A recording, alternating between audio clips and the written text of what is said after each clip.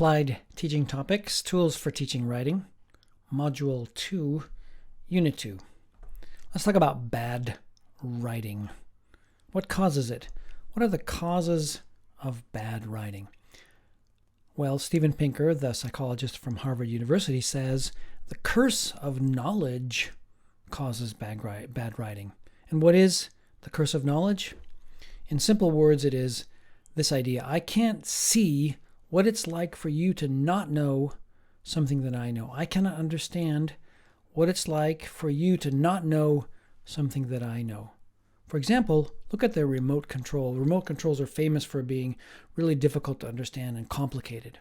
So you get a remote control for your TV and you can't figure out how to use it. But the guy who made it, he understands it perfectly. He understands how to use it and he thinks it's great. But he doesn't understand what it's like for us to know what he knows. That's an example of the curse of knowledge. So how do you fix it? Well, one key is you need an editor. In the example of the remote control, the writer, the maker of the remote control, needs to give it to a real person, and the person's going to go, "What? I don't understand," and give it back to the writer of the remote control, and he can fix it so it's easy to understand. So we need an editor. That's how we can overcome the curse of knowledge. That's one way.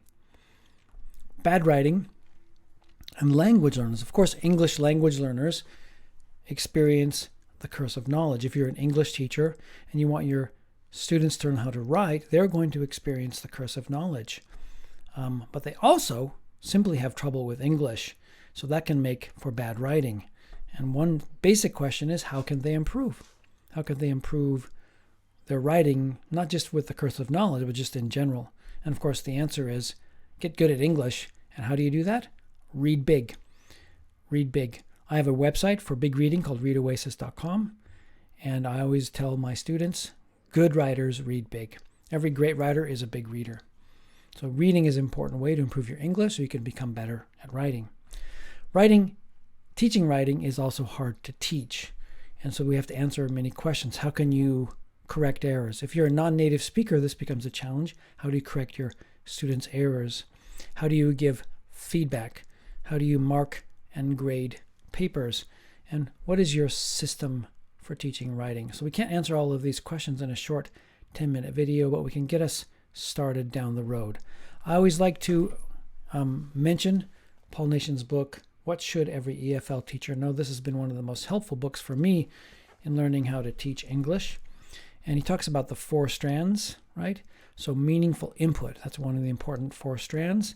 And meaningful input can lead to meaningful output, writing output, or speaking output, and in this case, writing output.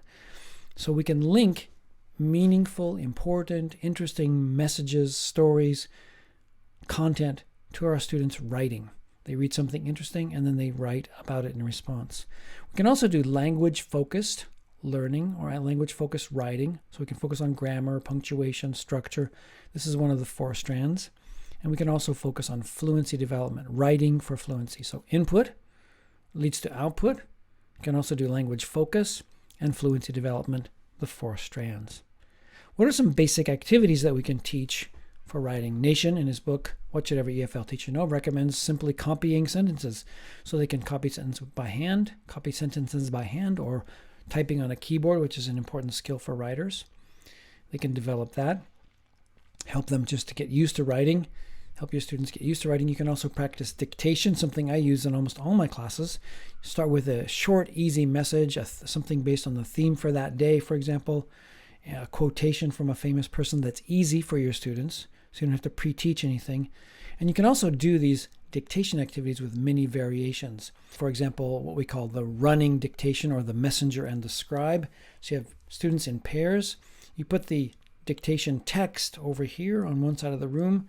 Students sit together. One person stands up, walks across the room, looks at the text, repeats as much of it as he can in his head, walks down and then says it to his partner.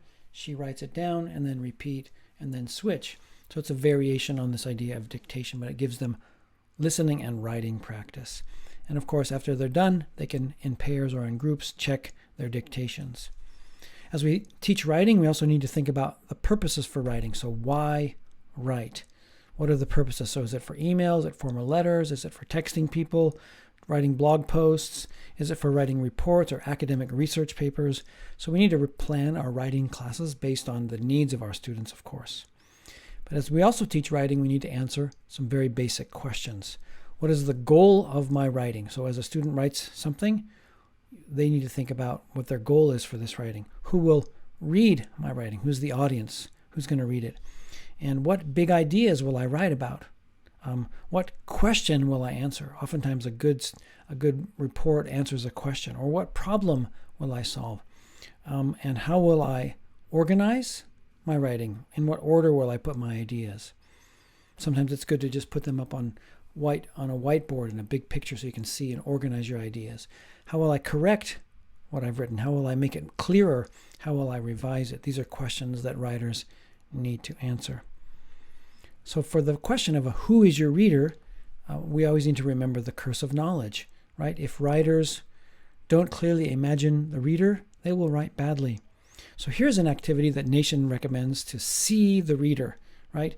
Write to a friend, tell them what you've done the past few weeks, and tell them your plans for the future. So this helps the writer imagine a reader. For writing goals, we need to help our student writers, see their goals clearly. So for example, here's an activity that you can give your students to help them see their goals. Ask a friend to study ukulele. Ask a friend to join an ukulele club, to start taking ukulele lessons. Give reasons to do it, and list up the objections you think your friend might have. It's too much money, I don't have time, whatever they are.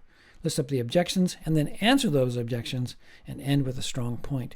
So this writing task gives the learner, the writer, a clear goal. We also need to remind our students that writing is a process and revision is very important. So students need to know the 3 most important points about writing. What are the 3 most important things to remember about writing? They are revise, revise, and revise. So in order to make revision a part of our teaching process or teaching writing process, we can have the students turn in a draft for a grade. But it's not a rough draft. It should be one that they've worked on as if it were even a final draft, but they know that's going to be the first time they're going to turn it in. But they need to do well on it. So you turn it in. They turn it in. You grade it. You hand it back to them, and they have to rewrite it based on your suggestions. And they turn in the second revision for a grade as well. So make revision a part of your teaching process. Students often stay up late for the night before the writing task, and they write their assignment, and boom, they hand it in. But what we need to teach our students is that writing is a process, and they should go through many revisions before they turn in a piece of writing, because that's how writing works. Remember the curse of knowledge, and one of the ways we overcome the curse of knowledge is with an editor, but we also revise and edit, and that helps us as well. As I conclude today, I want to talk about fluency writing as well. So one of the activities for developing fluency writing is journaling, right? So students write in a journal and they give it to the teacher, and the teacher just responds in conversation, and it's just a conversation back and forth. You can also do writing storms. So with a writing storm, a student writes on a topic for 10 minutes. Write about a person you admire for 10 minutes. Don't stop writing until the timer goes off. Write about one of your favorite activities that you've done recently. Write for 10 minutes. And don't stop until the timer goes bling. So in this one, with the fluency writing technique, she who writes the most wins. The student who writes the most wins. He who writes the most wins. It's about writing fluency. So this helps students write for fluency, but they also, as they do that, also can develop their accuracy as well. So these are some basic thoughts about teaching writing that can help you get started on your process to learning how to teach writing for English language learners. And that's all I have for today. Thank you for listening.